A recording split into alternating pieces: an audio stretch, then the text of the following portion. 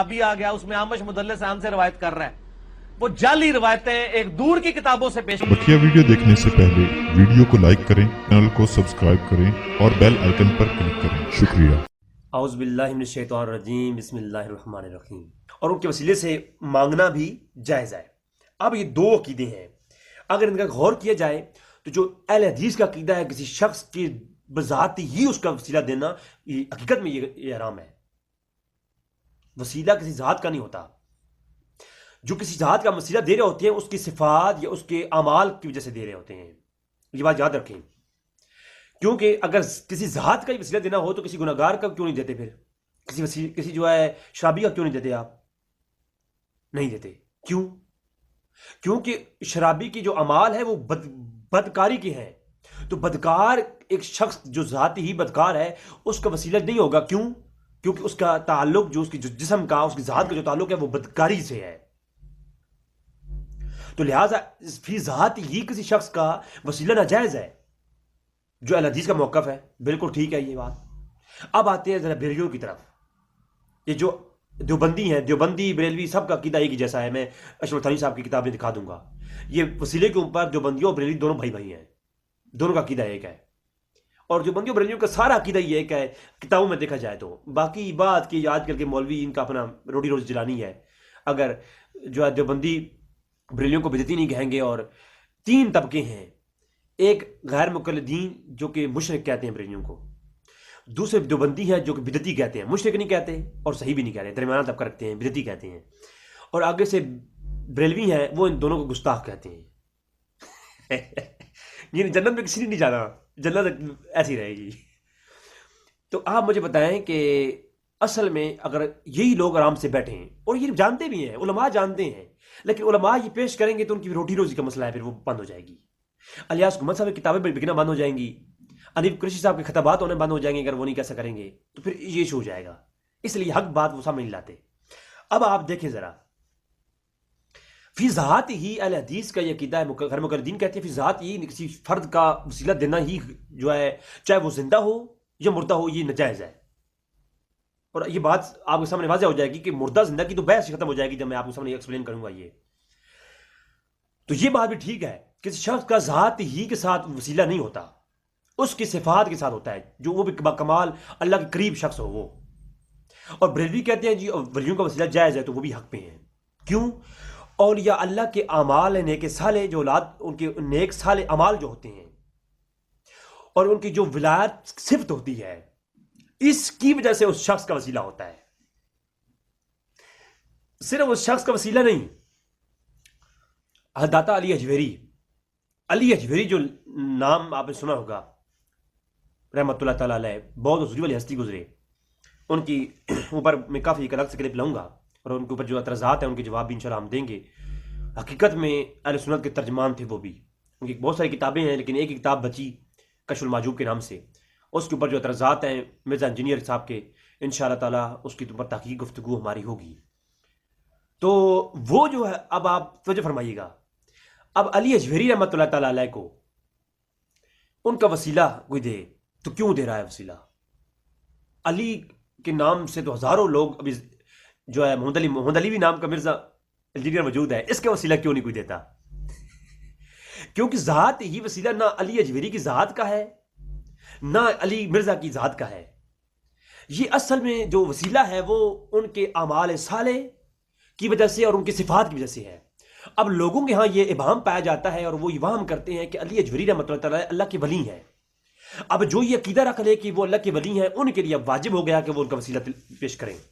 اب ولایت جو ہے وہ ایک مرتبہ ہے، تو جو شخص مرتبے کے لحاظ سے ولایت پر فائز ہو اس کا وسیلہ دینا بالکل جائز ہے۔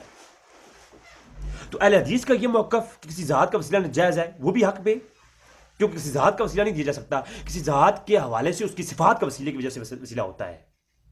تو بریلویوں کا عقیدہ کہ اللہ کے ولی کا وسیلہ اور نبیوں کا وسیلہ جائز ہے، تو نبوت، کسی ایک شخص کو جو نبوت کا کمال ملا ہے اور نبوت پہ فیض کیا گیا، اس شخص کی ویلیو جو ہے وہ اس کے کمال نبوت کی وجہ سے ہے، جو اس کو اللہ کے ہاں قرب ملا ہے اس قرب کی وجہ سے ہے، اور قرب الی اللہ کو ہم وسیلہ جو ہے پیش کرتے ہیں۔ تو کسی ولی کی ولایت وسیلہ ہے، اور کسی ولی کے مقام میں جو مرتبہ ولایت ہے وہ وسیلہ ہے، اور کسی نبی کا جو مقام نبوت ہے وہ وسیلہ ہے۔ نبی کا تو ہر جو ہے ذات کے حوالے سے یا صفات کے حوالے سے وہ ٹوٹل ہی وسیلہ ہے۔ نبی کی جو ذات ہے وہ سراپا ہی وسیلہ ہے، اور نبی کے بال بھی وسیلہ ہیں۔ وہ ایک الگ موضوع ہوگا کہ نبی کو فی نفس ہی ہم کیوں جو ہے وہ وسیلہ ان کے دیتے ہیں۔ وہ اس لیے کہ آگے چل کے انشاءاللہ تبارک و تعالیٰ اس کے اوپر میری گفتگو آ رہی ہے کہ نبی کا فی ذات ہی، نبی کی قبر مبارک بھی وسیلہ ہے، نبی جس کو قدم رکھے وہ قدم رکھنا بھی وسیلہ ہے، نبی کی جس چیز سے نسبت ہو جائے وہ مردہ بھی ہو تو وہ وسیلہ ہے۔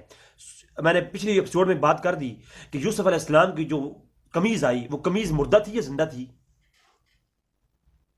تو اس قمیض کے اندر اس کا وسیلہ کیوں اختیار کیا گیا؟ اگر شفا ہونی ہوتی تو ڈائریکٹ کسی اور کی وہاں سے قمیض اتار کے آنکھوں میں لگاتے، یا اللہ وہی فرماتا کہ اے یعقوب فلاں کی قمیض اٹھا کے آنکھوں میں لگا، میں اس کے اندر شفا ڈال دوں گا، تو وسیلہ وہی بن جاتی۔ جب اللہ نے وسیلہ ہی بنانا تھا تو کسی عام شخص کی بھی جو ہے وہ قمیض وسیلہ بن جاتی، لیکن وسیلہ بنتی ہے تو جناب نبی سے نسبت رکھنے والی چیز کیوں؟ اس لیے حالانکہ فی نفس ہی قمیض مردہ ہے تو مردے سے وسیلہ لینا تو ناجائز ہے۔ میرا کلام آگے آ رہا ہے حدیث کی روشنی میں، تو یہاں پر یہ بات واضح ہو گئی کہ جو ہے کسی شخص کسی چیز کے اندر جو وسیلہ مانا جاتا ہے، کسی مجسم چیز ہو یا روحانی چیز ہو، اس کی جو تعلق ہے وہ کسی مرتبے سے ہوتا ہے۔ اب قمیض کا تعلق نبی سے تھا اور نبی کا تعلق نبوت سے ہے، تو بھی نفس ہی یہ جو ہے یہ نبوت کا وسیلہ ہے، اور یہ بالکل جائز ہے۔ اور کوئی شخص فوت ہو جائے، اب نبی دنیا سے پردہ کر گیا، تو نبی کا دنیا سے چلا جانا اگر آپ مکمل وفات بھی مان لیں تو نبی کی نبوت تو قائم ہے۔ تو نبوت جب قائم ہے، صفت قائم ہے، تو صفت کا تو وسیلہ جائز ہے، پھر صفت تو مرتی نہیں ہے۔ پھر یہ تو بحث ختم ہو گئی کسی مردہ یا ہونا یا زندہ ہونا، قبر سے وسیلہ لینا یا غیر قبر سے۔ جب ولی کی ولایت سے آپ اور ولی کے عمل صالح کی وجہ سے اس کی قرب تھا جو اللہ کے ہاں، اس کا وسیلہ دے رہے ہیں، تو جو ہے جناب ایک شخص جو قبر میں چلا گیا وہ ولی تھا، تو اس کا وسیلہ ناجائز کیسے ہو گیا؟ کیونکہ مردہ رہنے سے تو جسم کا تعلق ہے، ولایت مردہ ہوتی نہیں ہے۔ اس پر تو قرآن و حدیث سے میں قرآن کی ایسی آیات کی ترتیب سے میں آیتیں پیش کر سکتا ہوں کہ جناب ولایت جو مقام اور مرتبہ ہوتا ہے، آپ بخاری پڑھیں، میں ایک اشارہ کر دیتا ہوں۔ احد کے اندر جب صحابہ کرام شہید ہوئے تو حضور نے فرمایا جس کو سب سے زیادہ قرآن حفظ ہے اس کو سب سے آگے دفن کریں۔ یا رسول اللہ مرنے کے بعد تو یہ مقامات، علم، یہ ولایت، یہ تقوی یہ ختم ہو جاتا ہے نا؟ فرمایا نہیں، جس کو سب سے زیادہ قرآن حفظ ہے اس کو سب سے آگے دفن کریں، پھر اس کے بعد جس کو تھوڑا حفظ ہے پھر اس طرح، یعنی مرنے کے بعد بھی وہ جو مقام علمی ہے اور مقام ولایت ہے اور مقام تقوی اور پرہیزگاری ہے وہ برقرار رہتا ہے۔ اس نے زندگی میں قرآن حفظ کیا تھا، زیادہ قرآن جس کو حفظ ہے سب سے آگے اس کو دفن کرے، بخاری کی روایت۔ تو جناب یہ چیز ہے، کتاب الجنائز میں دیکھ سکتے ہیں، میں نے یہ اختصاراً یہ بات پیش کر دی جناب۔ اب جو ہے بریلوی حضرات ایک آیت پیش کرتے ہیں اور اس کے اوپر جو ہے وہ پیش کرتے ہیں یہ وسیلہ ہے، اور اس کے انکار کرتے ہیں جناب تمام غیر مقلدین، اور بہت سارے اعتراضات اس پہ ہوتے ہیں۔ دونوں طرح سے گفتگو ہوگی انشاءاللہ تبارک تعالیٰ۔ آیت کریمہ ہے، اللہ تبارک و تعالیٰ نے ارشاد فرمایا، سورہ نساء کی آیت نمبر 64 ہے، اللہ ارشاد فرماتا ہے وَلَوْ أَنَّهُمْ إِذْ ظَلَمُوا أَنفُسَهُمْ جَاءُوكَ فَاسْتَغْفِرَ لَهُمُ الرَّسُولُ لَوَجَدُوا اللَّهَ تَوَّابًا رَحِيمًا۔ وَلَوْ أَنَّهُمْ إِذْ ظَلَمُوا جَاءُوكَ، اور جب تمہاری جانوں پہ ظلم کر بیٹھو، جاؤکا برگاہ مصطفیٰ میں آ جاؤ، اور فاستغفر اللہ، اور اللہ سے استغفار کرو، واستغفر اللہ الرسول، اور تمہاری رسول بھی سفارش کر دے، وہ بھی دعا تمہارے لیے کر دے، لوجد اللہ، یہ لام تحقیق کا ہے، اور تم یقینی پالو گے اللہ کو تواب اور رحیمہ، نہایت توبہ قبول کرنے والا اور رحیم پالو گے۔ اب اس آیت کو پیش کرتے ہیں ریلیز رات، اور اسی عنوان سے ایک اور بھی آیت کی قرآن میں موجود ہے، لیکن اس کو ریلیز رات پیش نہیں کر دے۔ اب ان دونوں کے اندر بھی فرق نظر آ جائے گا، تو وہ کیا ہے جناب، وہ بھی ذرا آپ کو دکھا دیتا ہوں۔ سورہ آل عمران ہے اور آیت نمبر 135 ہے،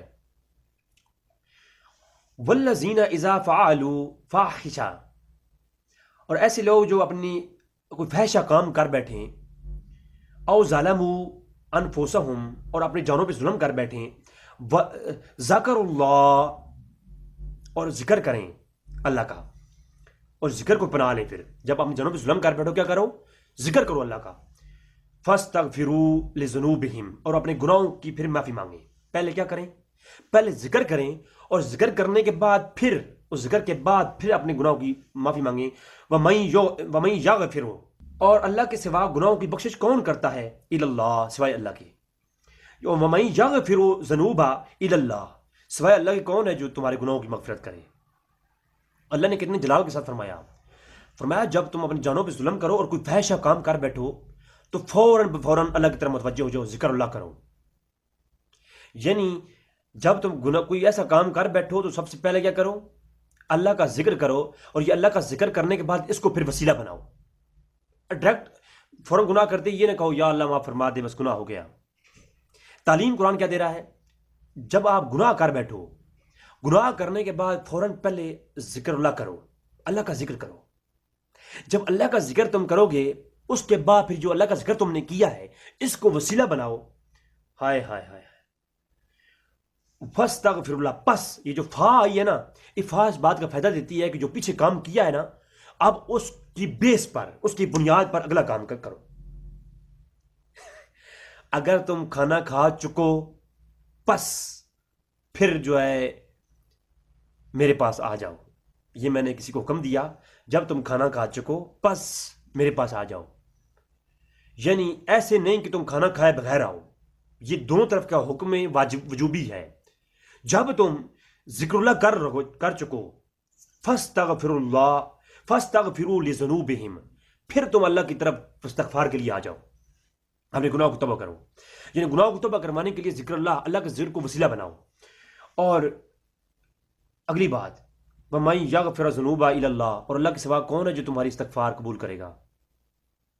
بہت سختی کے ساتھ اللہ نے اپنا جلال کے ساتھ یہ خطاب فرمایا.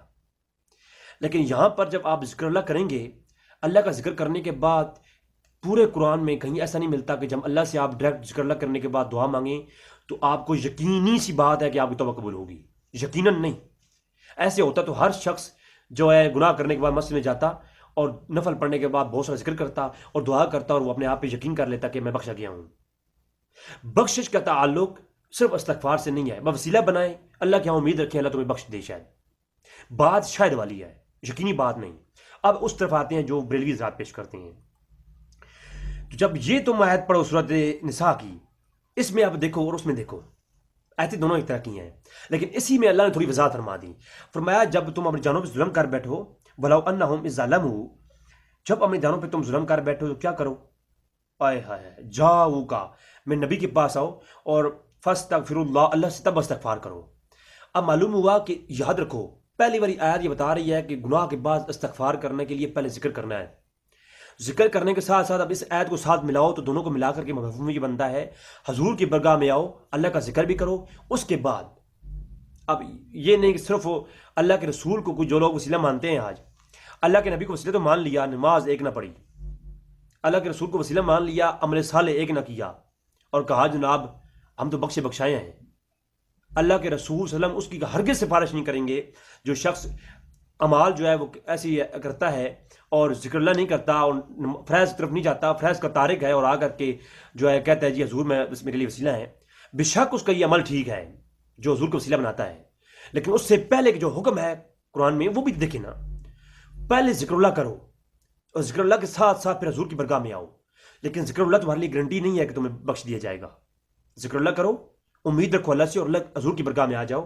جب حضور کی برگاہ میں آ جاؤ پھر اللہ سے استغفار کرو اور پھر حضور سے گزارش کرو یا رسول اللہ آپ بھی ہمارے لیے سفارش فرما دیں. تو میں پہلے عرض کر چکا یہ صرف حضور کی حیات کی بات نہیں، کیونکہ حضور سے جو سفارش کی جا رہی ہے، حضور کی نبوت تو آج بھی قائم ہے. تو حضور کی نبوت کو آج وسیلہ بنا کر کے حضور کی نبوت سے اور حضور کی جو ہے ذات سے تو جو ہے وہ آج بھی جائز ہے، کیونکہ حضور کی نبوت آج بھی ہے اور حضور کی ذات کا وسیلہ تو وہ آگے چلے گفتگو آ رہی ہے کہ حضور کے تو بال کا وسیلہ دینا بھی جائز ہے، حضور کلام کا وسیلہ دینا بھی جائز ہے، حضور کے اٹھنے بیٹھنے کا وسیلہ دینا بھی جائز ہے. حضور کی وفات کے بعد بھی، کیونکہ حضور کا ہر گوشہ، حضور کا ہر عمل، حضور سراپا ہی وسیلہ ہیں امت کے لیے. وہ ایک آگے گفتگو ہماری آئے گی. تو نبی کریم صلی اللہ علیہ وسلم کا وسیلہ دینا بالکل بطریق اولیٰ جائز ہے. پھر حضور تمہارے لیے استغفار فرما دیں، پھر کیا ہے؟ اللہ وجد اللہ، ہائے ہائے، پکی بات. لام تحقیق لگا کر کے بند کر دیے، کلوز کر دیا ٹاپک کہ ہاں حضور کے برگاہ میں آؤ، حضور تمہارے لیے استغفار کر دیں، خدا کی قسم اللہ تمہیں مل جائے گا. لواجد اللہ، تحقیق تمہیں اللہ کو پالو گے، گارنٹی والی بات ہے. اور پورے قرآن میں اپنی استغفار پہ، کسی شخص کو بخشنے کے اوپر اللہ نے اتنی بڑی گارنٹی نہیں عطا فرمائی. بس تم گناہ کرو، استغفار کرو، اللہ چاہے تمہیں بخش دے. لیکن جب نبی کے برگاہ میں آ کے تم استغفار کرو گے، خدا کی قسم تمہیں بخش دیا جائے گا. لوجد اللہ، تحقیق تم پالو گے اللہ کو. اور امام مزری کہتے ہیں تفسیر، امام قاضی ثناء اللہ پانی پتی کہتے ہیں تفسیر مزری کے اندر کہ تواب اور رحیمہ سے پہلے لوجد اللہ اس پہ وقف کرو. تواب اور رحیمہ اس کا سوال جواب ہے، یعنی اللہ کو پالو گے. یہ سوال ہے کس حال میں؟ تو تواب اور رحیمہ نہایت توبہ قبول کرنے والا. اب اس کو آتے ہیں جناب سب سے پہلے حافظ ابن کثیر دمشقی، جو کہ غیر مقلدین کے ہاں بہت بڑے امام ابن تیمیہ اور ابن قیم کے شاگرد ہیں. وہ اس آیت کے تحت کیا لکھتے ہیں جناب؟ وہ کہتے ہیں ایک عرابی آیا، ایک شخص آیا، ابھی حضور کو دفنایا ہوئے کچھ وقت ہوا تھا، یا بعض روایت میں ہے کچھ چند دن ہوئے تھے. آپ کی قبر مبارک ابھی کچی تھی. ایک شخص آیا اور آ کر کے قبر انور کے اوپر اپنا چہرہ رگڑنا شروع کر دیا. اور لفظ دیکھیں، اور کہتا ہے جالسن کنت جالسن عند قبر نبی صلی اللہ علیہ وسلم فجاء عرابی فقال السلام علیکم یا رسول اللہ. بھئی ہم نے وہ شخص جو بیان راوی کرتا ہے، راوی کہتا ہے، اب راوی کون ہے آگے حدیث کتب میں یہ دکھاؤں گا. یہ صرف بریلوی حضرات صرف ایک دو کتابوں سے دکھاتے ہیں نا، یہ روایت بڑی کتابوں میں اندر ہے، اور اس کے اوپر علماء کے حکم بھی لگایا ہے، وہ آگے چل کے بات ہوگی. تو فرمایا کہ وہ شخص آیا اور اس نے آگے چہرہ رگڑنا شروع کر دیا اور کہنے لگا السلام علیکم یا رسول اللہ، یا رسول اللہ آپ پر سلام ہو. سلام کیا حضور کو، اللہ کے رسول کو سلام کیا، اور فرمایا وَلَوْ أَنَّهُمْ إِذْ ظَلَمُوا، وہی آیت پڑھی پوری. اور فرمایا وَقَدْ جِئْتُ، ہائے ہائے ہائے، فرمایا یا رسول اللہ میں نے یہ پھر شعر پڑھے. فرمایا ایک طویل حدیث بات کہتے ہیں کہ یا رسول اللہ میں اپنی جانوں پہ ظلم کر بیٹھا ہوں، اور تیرے اللہ کا حکم ہے قرآن کے اندر کہ جب اپنی جانوں پہ ظلم کر بیٹھو تو اللہ کے رسول کی برگاہ میں آ جاؤ. تو یا رسول اللہ میں آپ کی قبر انور پہ آ گیا ہوں، میں آپ کی برگاہ میں آ گیا ہوں، تو میرے لیے سفارش فرمائیں، اللہ مجھے معاف فرما دے. تو ابھی وہ شخص وہیں پر تھا، کوئی ایک شخص وہاں سو رہا تھا. وہ جاگ کر اٹھ رہا اور کہنے لگا کہ اے ابھی اللہ کے رسول میرے خواب میں آئی ہیں اور تیری بخشش کر دی گئی ہے. حافظ ابن کثیر تفسیر ابن کثیر کے اندر اسی آیت سورہ نساء کی آیت نمبر 64 کے نیچے یہ جو ہے نا تفسیر میں یہ روایت لکھتے ہیں. پھر اس کے اوپر کافی طویل گفتگو بھی کرتے ہیں حافظ ابن کثیر مکمل ساتھ جناب. تو اسی کو جامع الاحکام امام قرطبی رحمۃ اللہ تعالی علیہ آپ بھی اسی روایت کو لائے ہیں، اور اس کے اوپر طویل جو ہے وہ بحث کی ہے. کہتے ہیں یہ وہ ایک رابی آیا، ٹھیک ہے، اور پوری روایت پیش کرتے ہیں ان روی ابو صادق ان علی قالا قادم علینا عرابی بعد ما دفن رسول صلی اللہ علیہ وسلم بثلاثۃ الایام، 3 دنوں کے بعد ایک شخص آیا. تو کہتے ہیں جی وہ قبر رسول پر آیا اور آ کر کے جناب اس نے جو ہے حضور سے کہا یا رسول اللہ ہے، یا رسول اللہ ہے. فاسمعنا قولک، میں نے سنا ہے یا رسول اللہ کہ اللہ کلام میں ہے کہ بلو انہم اذ ظلموا انفسکم جاؤک. ہائے ہائے. تو اس شخص نے جو ہے پھر اسی آیت کے تحت جو ہے وہ یعنی استغفار کیا، اور اس کے بارے میں پھر ایک شخص کو خبر آئی کہ اسے بخش دیا گیا ہے. بات سمجھ آ رہی ہے؟ تو یہ جناب دوسرا حوالہ. تو اس روایت کو لکھنے کے بعد امام قرطبی نیچے جو ہے حاشی میں آپ دیکھیے گا کہ تخریج کیا کی گئی ہے کہ صالح ابو صادق جو ہے ان سے یہ روایت ہے کوفی سے، اور وہ کہتے ہیں اسمہ مسلم بن یزید وکیلا عبداللہ ابن ناقص صدوق، اور حدثنا علی، مرسل روایت ہے یہ. اور یاد رکھیں کہ میں نے ایک پورا لیکچر گھنٹے کا ریکارڈ کروایا ہے کہ مرسل صحابہ میں جو روایت مرسل ہوتی ہے وہ صحیح سند اس پر حجت ہوتی ہے تمام فقہا کے ہاں، اس کا انکار پوری امت میں کسی نے نہیں کیا. تو یہ مرسل روایت ہے، اور میں نے یہ بھی کہا تھا کہ اگر یہ ضعیف روایت بھی ہوتی، شدید ضعیف بھی ہوتی، تو باب و تفسیر میں ضعیف روایت بھی قابل قبول ہوتی ہے. حالانکہ یہ روایت کے اوپر آگے علماء کی جرح آ رہی ہیں، بلکہ اس کو ابن عبد البر نے بہجۃ المجالس کے اندر نقل کیا، امام نووی نے مجموع کے اندر نقل کیا، حافظ ابن کثیر تفسیر ابن کثیر کے اندر، یہ اسی قرطبی کے نیچے آپ جائیں حاشیے میں سب لکھا ہوا ہے، اور یہ پوری تخریج کرنے کے بعد کہتے ہیں کہ وقال شیخ عبد الرحمن سعدی فی تفسیری ہی، کہ انہوں نے اس کو حجت کے طور پر عبد الرحمن میں سعدی نے پیش کیا ہے۔ تو یہ قرطبی ہے جناب۔ اس سے آگے چلتے ہیں، یہاں تک تو آپ بریلیوں سے سنتے ہیں، اب آج تھوڑی آگے بات ہوگی۔ اب کہتے ہیں جی اس حدیث کی سند دکھائیں اور اس کی سماع کی تصریح پیش کریں۔ تو جناب آؤ جی آپ کے سامنے اس کی ذرا پوری سند پیش کرتے ہیں جناب۔ شعب الایمان امام ابی بکر احمد بن حسین بہکی، امام بہکی رحمۃ اللہ تعالی علیہ 458 ہجری آپ سنہ وفات ہے۔ آپ شعب الایمان کے اندر باب الفی مناسک کے اندر یہ باب الاعتماد لاتے ہیں، حدیث کا نمبر ہے 4187۔ اخبرنا ابو علی عن محمد بن رو بن یزید بصری حدثنی ابو حرب حلالی قال حج الاعرابی فلما جاء الى مسجد رسول صلی اللہ علیہ وسلم، سند کے ساتھ جو ہے امام بہقی لائے ہیں، اور کہتے ہیں کہ ایک شخص آیا مسجد نبی کے اندر، حج کے لیے آیا ہوا تھا وہ شخص، اور وہ آیا مسجد نبی کے اندر تو اس نے دیکھا کہ حضور کو رحلت فرمائی ہوئی، یہ چند دن ہو چکے ہیں، تو آپ ایک قبر پر گیا اور جا کر کے سلام کیا، السلام علیکم یا رسول اللہ وثم سلام علی و ابی بکر و عمر، اور تمام بکر عمر کو اور علی کو سلام کیا، اور کہا کہ یا رسول اللہ کہ میں نے سنا ہے کہ میں اپنے اوپر بہت خطائیں کر چکا ہوں اور آپ سفارش کرتے ہیں، اور یا رسول اللہ میں نے لان قال فی محکم الکتاب ہی ولو انہم اذا ظلموا انفسهم جاؤک فاستغفروا اللہ واستغفروا الرسول لوجد اللہ توابا رحیما۔ تو یہ پوری آیت پڑھی اس شخص نے، جو یہ شعب الایمان پڑھ رہا ہوں امام بہقی کی، تو اس نے کچھ اور شعر اشعار پڑھے، تو اتنے میں جو ہے ایک شخص وہاں سویا ہوا تھا، اس نے کہا کہ جا تیری توبہ قبول کر دی گئی ہے، خواب میں حضور آئی ہیں۔ جناب اب اس امام بہقی نے تو پوری سند کے ساتھ اس کو پیش کر دیا ہے، اب اس کے اوپر محدثین جو ہے وہ تو باب قائم کرتے ہیں، اور آپ یاد رکھیں یہ جو ماشاءاللہ خود کو ٹائٹل دیتے ہیں کہ ہم حدیث کو سمجھنے والے لوگ ہیں، تو ان کو چاہیے کہ وہ سمجھیں کہ جب محدث کسی حدیث کے اوپر ترجمۃ الباب قائم کرتا ہے تو محدثین کا عقیدہ ترجمۃ الباب میں ہوا کرتا ہے۔ کوئی محدث جس کا یہ عقیدہ ایسا ہو، جو ان کا عقیدہ ہو، اس کے اوپر وہ باب قائم کرتے ہیں اور اس کے تحت حدیثیں لاتے ہیں۔ اگر محدث کا عقیدہ کوئی اور ہو اور وہ حدیث کچھ ایسا اور ملے تو محدثین اسے اس پہ باب نہیں قائم کرتے۔ محدثین کا کسی حدیث کے اوپر ترجمۃ الباب قائم کرنا یہ ان کے عقیدے کی دلالت کرتا ہوتا ہے۔ یہ فقہاء نے پورا اس پر گفتگو کر رکھی ہے۔ جناب یہ شعب الایمان تھی، اور ابن قدامہ نے المغنی کے اندر اسی روایت کو لیا لائے، اور سبحان اللہ پوری سند کے ساتھ پیش کرتے ہیں کہ قال كنت جالسا عند قبر النبی فجاء اعرابی، اور پورا واقعہ بیان کرتے ہیں۔ تو مجھے بتائیں جناب یہ اتنے بڑے بڑے محدث اس کو نقل کر کے اس کے اوپر استدلال کرتے ہیں، اور غیر مقلدین کے ائمہ نے بھی استدلال کیا ہے، آگے چل کے وہ بات آ رہی ہے۔ آپ مجھے خود بتائیں، یہ کچھ ہمیں سمجھائیں کہ جناب یہ آپ لوگوں نے ایک حدیث، اور میرے صاحب تو ایک حدیث یہ پڑھ کے نا دیکھتے ہیں بس یہ مدلس ہیں، سے روایت کرتے ہیں حدیث ضعیف ہے، اور اپنے سرچ پیپر میں دیکھیں ان اتنے بڑے خیانت کرنے والے شخص کیوں میں کہتا ہوں دین کے اوپر نام لیتے ہیں۔ کہ آپ دیکھیں کہ مرزا صاحب اپنے کلپس میں یہ کہتے ہیں سے روایت ہے، حدیث کے اندر فلاں راوی مدلس ہے، حدیث ضعیف ہے تدلیس کی وجہ سے، اور اپنی سرچ پیپر کے اندر بے شمار مدلسین سے روایت انہوں نے کر رکھی ہیں، تدلیس والی روایت رکھی ہیں، اور وہ صحیح بھی کہا ہوا ہے، البانی نے صحیح کہا ہوا ہے۔ تو یہ کیا ڈرامہ ہے؟ آگے جعلی روایتیں مصنف ابن ابی شیبہ سے، ایک بدو آ گیا، عرابی آ گیا، اس میں عامش مدلس عام سے روایت کر رہا ہے، وہ جعلی روایتیں ایک دور کی کتابوں سے پیش، کوئی کسی ایک طرف جائیں نا، دونوں طرف کی بولیاں ملا رہے ہیں، منافقت کیوں کر رہے ہیں؟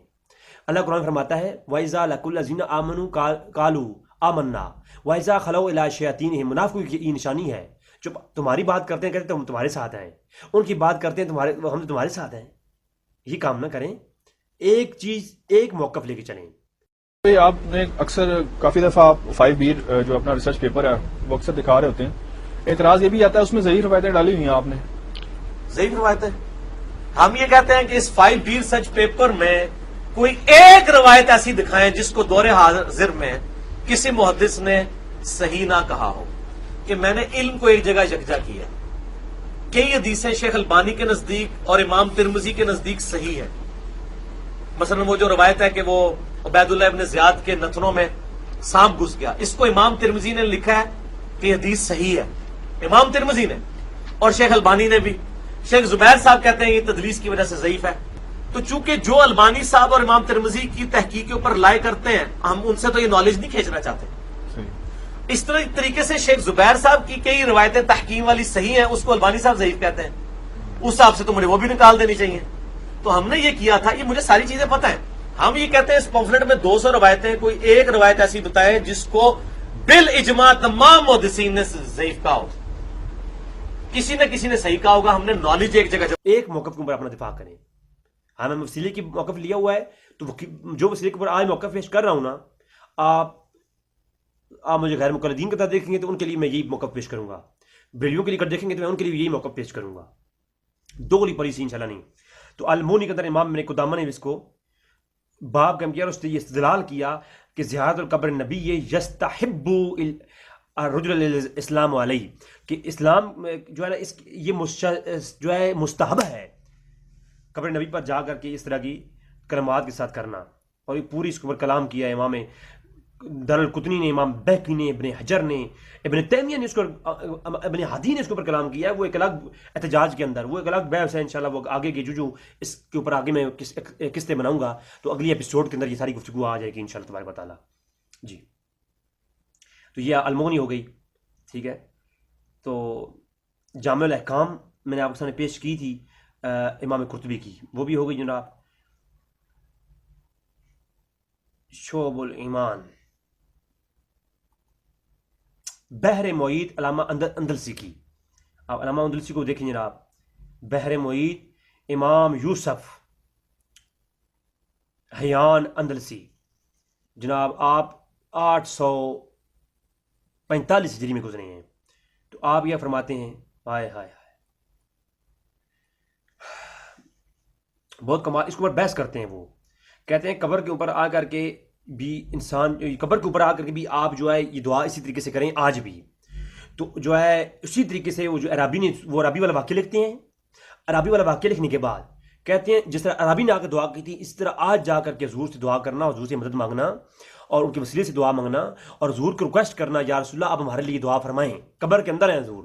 تو یہ بالکل جائز ہے. اور کہتے ہیں یہاں لوجد اللہ، ہائے ہائے وہ جو میں نے بات کی نا، کہا لوجد اللہ وہذا لا ينطق علی ذلک الکلام اذا کان المراد من قولہ تواب الرحیمہ قول بعد توبیہ انتہا، کہ تواب الرحیمہ کے اوپر لوجد اللہ کا کلام کرنا یہ اللہ کی رحمیت کو ظاہر کرتا ہے.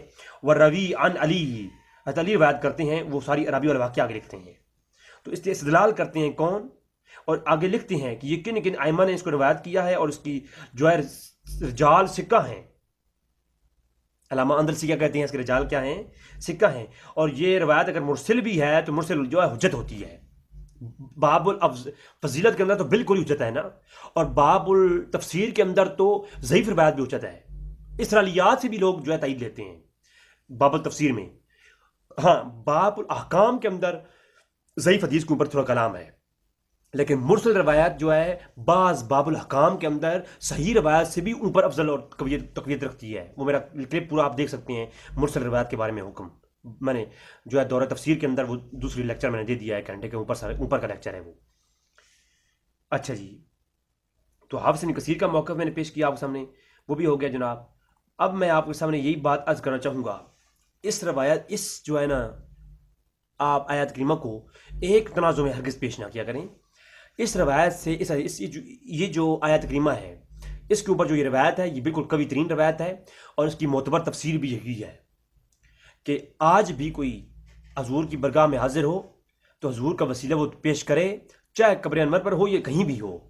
کیونکہ حضور کی رسالت تو کیا آپ نبی کو رسول مانتے ہیں؟ تو حضور کی رسالت تو آپ کے لیے بھی ہے. جہاں جہاں جو شخص ہے وہ اس کے لیے نبی ہے کہ نہیں ہے، رسالت نبی کی رسالت ہے کہ نہیں ہے. چلے آپ حضور کی فی ذات ہی مجسمہ تن اگر کوئی جو وسیلہ قبول نہیں کرتے تو توسل و نبوت قبول کرتے ہیں نا، تو گھر بیٹھے آپ کہہ سکتے ہیں اللہ تو اپنے نبی کی نبوت کے وسیلے سے میری مطابق قبول فرما. تو اے نبی آپ کے وسیلہ ہم پیش کرتے ہیں، آپ کی رسالت کا وسیلہ ہے، آپ اپنی رسالت کا وسیلہ برگاہ الہی کے اندر پیش کریں تو بالکل یہ جائز ہے. تو اس کے اوپر کلام ہے الحمدللہ، آگے چل کے وہ ہماری گفتگو بھی آئے گی. تو ناظرین یہ تھی گفتگو ہماری اس آیت کریمہ کے اوپر جو آپ کے سامنے میں نے پیش کی ہے. اب اگلی ایک دوسری آیت کریمہ اس طرف چلتے ہیں. ناظرین اب آیت نمبر 2، تھوڑی سی بات مختصراً اس پہ کروں گا. سورہ بقرہ کی آیت نمبر 89، سورہ بقرہ کی آیت نمبر 89 آپ دیکھیں. وَكَانُوا مِن قَبْلُ يَسْتَفْتِحُونَ عَلَى الَّذِينَ كَفَرُوا. اس آیت کے تحت یہ اس کی جو تفسیر ہے اس آیت کی، امام ابو نعیم نے دلائل النبوہ کے اندر، امام سیوطی نے درر منصور کے اندر، امام ابن حجر اسقلانی نے الاصابہ کے اندر، اور امام تبری نے جامع البیان کے اندر، تفسیر تبری کے اندر، اور امام بہقی نے دلائل النبوہ کے اندر، اور اس کے علاوہ دیگر کتب کے اندر موجود ہے، اور علامہ آجری نے کتاب الشریعہ کے اندر. تو میں علامہ آجری کتاب الشریعہ سے دکھاتا ہوں آپ کو کہ خیبر کے یہودی عطفان قبیلے سے برسر پیکار رہا کرتے تھے، ہمیشہ لڑائی کرتے تھے. جب دونوں کا آمنا سامنا ہوا تو یہودی شکست کھا گئے. پھر انہوں نے یہ دعا پڑھتے ہوئے دوبارہ حملہ کیا، الہی اگر تو نے ہمیں عربوں پر فتح اور نصرت عطا نہ کی تو ہم تجھ سے سوال کرتے ہیں کہ اس نبی امی کے اس وسیلے سے جنہیں تو نے آخری زمانے میں ہمارے لیے بھیجنے کا وعدہ کیا ہے تو ہم اس کے مقابلے میں ہماری مدد فرما. تو ابن عباس کہتے ہیں کہ جب بھی وہ دشمن کے سامنا کرتے تو انہوں نے یہی دعا پڑھی اور عطفان قبیلے کو شکست دی، لیکن جب حضور نبی کریم صلی اللہ علیہ وسلم مبعوث ہوئے تو انہوں نے آپ کا انکار کر دیا، اور اس پر اللہ نے یہ آیت نازل فرمائی. حالانکہ جو ہے وَكَانُوا مِن قَبْلُ يَسْتَفْتِحُونَ عَلَى الَّذِينَ كَفَرُوا، کہ حالانکہ تم اب میرے نبی سے منہ پھیرتے ہو، میرے نبی کا انکار کرتے ہو. اس پر یہ آیت نازل ہوئی کہ تم آخر زمان نبی صلی اللہ علیہ وسلم کا نام لے کر اور اس کے اترنے والی کتاب کے وسیلے سے اپنے مقابلے میں آنے والوں عطفان قبیلے والوں کے خلاف لڑنے میں اپنی فتح یابی کی دعائیں کرتے تھے. تم قرآن کے وسیلے سے اور نبی کریم صلی اللہ علیہ وسلم زمان کے وسیلے سے دعائیں کر مانگتے تھے. اور جب ان کے پاس وہ نبی حضرت محمد صلی اللہ علیہ وسلم جو ہے آ گیا تو اب اس کی جو انکار کرتے ہیں. تو بس دانستہ انکار کرنے والوں پر اللہ کی لعنت ہے. اس آیت کے آخر میں کیا ہے؟ بس دانستہ انکار کرنے والوں پر، یعنی وہ وسیلہ لیتے تھے حضور کا پہلے، لیکن جب حضور سامنے آ گئے تو پھر وسیلہ جو ہے چھوڑ دیا، تو پھر جو ہے اللہ نے کہا کہ تم پر لعنت ہے، تم حضور سامنے آ گئے اور اب ان کو مانتے نہیں اور پہلے ان کے وسیلے دیتے تھے تم. تو یہ اس آیت کی تفسیر جو ہے علامہ آجری کی کتاب الشریعہ سے میں نے پڑھی ہے. اس کو دیگر ائمہ نے لکھا ہے، میں ایک دو حوالجات آپ کو دے دیتا ہوں. امام سلمان ابن احمد طبرانی نے المعجم الاوسط کے اندر بھی اس کو لکھا ہے. امام قرطبی نے تفسیر القرآن العظیم کے اندر بھی، تفسیر قرطبی کے اندر بھی جامع الاحکام، اور علامہ حافظ ابن کثیر نے تفسیر ابن کثیر کے اندر بھی، اور اس کے علاوہ جناب صحیح بخاری شریف، اور امام طبرانی کی المعجم الکبیر کی کتاب التفسیر، اور المستدرک علی الصحیحین. دیکھیں آپ حیران ہو جائیں گے. المستدرک علی الصحیحین کتاب التفسیر، حدیث کا نمبر 3101. اب دیکھیں جناب اسی آیات کی تفسیر امام حاکم المستدرک کے اندر، امام ابو عبداللہ بن عبداللہ حاکم نشاپوری، جن کا وفات 405 ہجری ہے، آپ اپنی المستدرک کے اندر بشرط شیخین روایت لاتے ہیں امام بخاری اور مسلم کی شرائط پر. حدیث کا نمبر ہے 3101. حدثنا اخبرنی شیخ ابو بکر بن اسحاق ابا محمد بن ایوب سنا یوسف بن موسیٰ. اور پورا واقعہ جو میں نے کتاب الشریعہ سے پڑھا ہے نا، تو علامہ آجری کی، وہ پورا واقعہ یہاں پر حدیث کے اندر موجود ہے، صحیح سند کے ساتھ موجود ہے، کہ وہ اسی آیت کی تفسیر ہے وَكَانُوا يَسْتَفْتِحُونَ الَّذِينَ كَفَرُوا. اس آیت کی تفسیر کون بیان کر رہے ہیں؟ عبداللہ عباس بیان کر رہے ہیں صحیح سند کے ساتھ المستدرک علی الصحیحین کے اندر، کہ حضور کی آنے سے پہلے بھی کافر حضور کے وسیلے سے دعائیں مانگتے تھے. جب حضور کا زہر دنیا میں وجود نہ تھا، اگر اس وقت حضور کا وسیلہ جائز ہے تو جب حضور دنیا سے زہری پردہ فرما جائیں تو بعد میں ناجائز کیسے ہو گیا؟ یہ حکم جو اگر دنیا میں حضور نہ ہوں تو یہ عمل شرک ہے. تو یہ عمل پہلے بھی ہوتا رہا اور اس کی تائید جو ہے صحابہ کرام نے کی اور صحابہ کرام نے اس کو روایت کیا. اور محدثین نے استدلال کیا، تو پھر آپ مجھے خود بتائیں جناب. اور اس حدیث کو حسن غریب بعض نے کہا، بعض حسن صحیح کہا، آپ خود دیکھیں. تو جناب یہ ہے جناب، میں نے آپ کے سامنے کتاب التفسیر امام حاکم کی المسند پیش کر دی. تفسیر در منصور سورہ بقرہ کی یہ تفسیر کھولیے تو فرمایا وہ یہی دعا کرتے تھے کہ یہود کہ اے اللہ تیرا آخری زمان میں جو نبی آنے والا ہے اس کے وسیلے سے ہمیں ان کافروں کے اوپر جو ہے وہ فتح نصیب فرما. امام سیوطی نے تفسیر در منصور کے اندر بھی اس کو یہی لکھا، اور ساتھ میں لکھا کہ اس کو کس کس نے روایت کیا، ایک پوری مدلدل. اور امام سیوطی کہتے ہیں اخرجا، میں نے اس کو لیا ہے ابو نعیم کی فی دلائل النبوہ من طریق عطا کے طریق سے، وضحا کا ان ابن عباس، وہ ابن عباس سے روایت کرتے ہیں کالا، مکمل سند کے ساتھ وہ کہتے ہیں کہ پیش کیا ہے. اور ابن اسحاق نے بھی اس کو روایت کیا ہے. امام ابو نعیم نے، امام بہقی نے، پوری امام سیوطی نے اس کے اوپر تحقیق کی ہے، پھر وہ پیش کیا ہے. پہلے سے لوگ دیتے تھے. حضور کا وسیلہ اگر پہلے دینا جائز ہے تو اس آیت سے معلوم ہوا کہ جیسے کافر پہلے دیتے تھے وسیلہ اور صحابہ کرام نے اس کی تائید کی، تو بعد میں آنے والے بھی جو ہے نا حضور کے پردہ فرمانے کے بعد وسیلہ دینا بھی بالکل مباح ہے، اس میں کوئی قباحت نہیں ہے. بلکہ اس کے اوپر میں تھوڑی سی آپ کے سامنے پیش کر دیتا ہوں ائمہ کے اقوال بھی.